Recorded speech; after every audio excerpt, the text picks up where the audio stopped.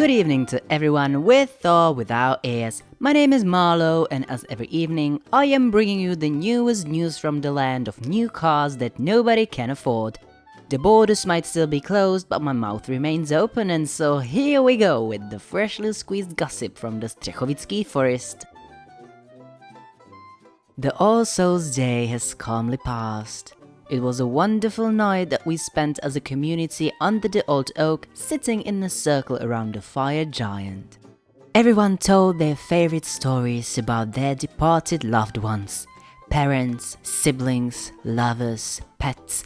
We took our time to remember those we haven't seen for what seems like eternity, those we miss dearly. After the sunset, when the dusk fell upon the trees, we all lit up our candles on the fire giant, and the forest was suddenly a home of many tiny flickering lights. As every year, these lights attracted all the souls that decided to come back from the afterlife for this one special night, but had no one to come back to. We let them sit among us, and we listened to their stories, some happy, some sad, some terrifying. And we listened in silence to show them there still is some care left in this world, even for the most tormented and lonely souls. Vaya fell asleep leaning on my shoulder soon after the dusk. He had just returned from his firefighter mission and he was obviously beyond tired. I threw a blanket over him to keep him warm and I let him enjoy the well-deserved sleep. As the first sunbeams started peeking through the trees, I carefully woke him up. He slept for the rest of the day at my place, though he refused to sleep in my bed. He settled down on my soft wing chair, covered his eyes with the brim of his hat, and fell into deep sleep for a good 5 hours. Seriously, I could have been banging the pots and lids all I wanted. This young chap would not wake up. I wasn't the only one bringing a visitor home though. As we were all picking ourselves up from the fire circle, I noticed Marinka was talking eagerly to one of the spirits. A young lad in her age, dark-haired with a shirt all torn up. They ended up going home together. I've never seen Marinka blushing so much. I was really happy for her. The doll still has not moved. She is, however, getting quite vile whenever Vaya is around. I threw a blanket over her face to muffle her up. I'm waiting. Now, while Vaya was sleeping, I went through my mail.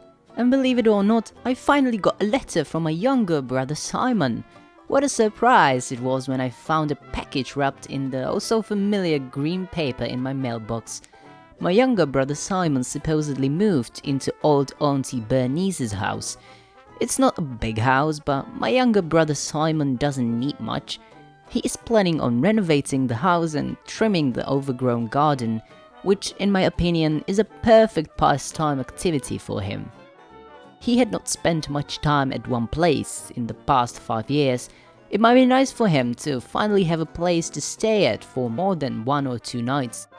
Also, he is taking care of the cats. Or, well, a cat, we're still not really sure. Luckily, the cat cluster remembers him from when he was a kid, and they are getting along very well. In the package, he sent me my part of the inheritance from old Auntie Bernice. It's a few pictures of Auntie and me when I was a child. She knows I love our old family photographs. Along with it, I obtained an old letter writing set and a quite heavy velvet pouch.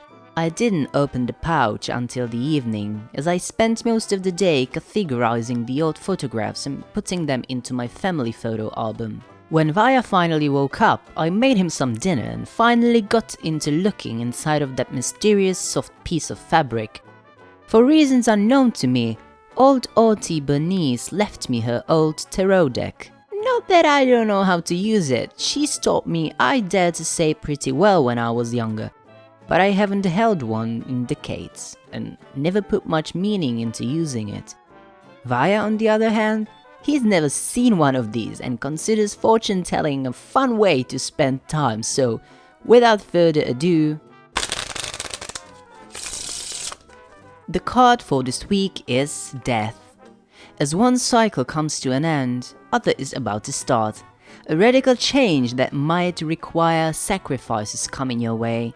Your loss will, however, bring new opportunities your way. And now, time for the morning meditation. Today's mantra is, don't believe your eyes, they're sneaky, dirty liars.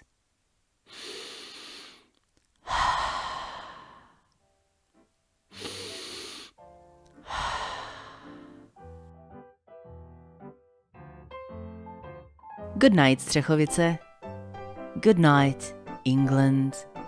And good night to you, all my high school bullies.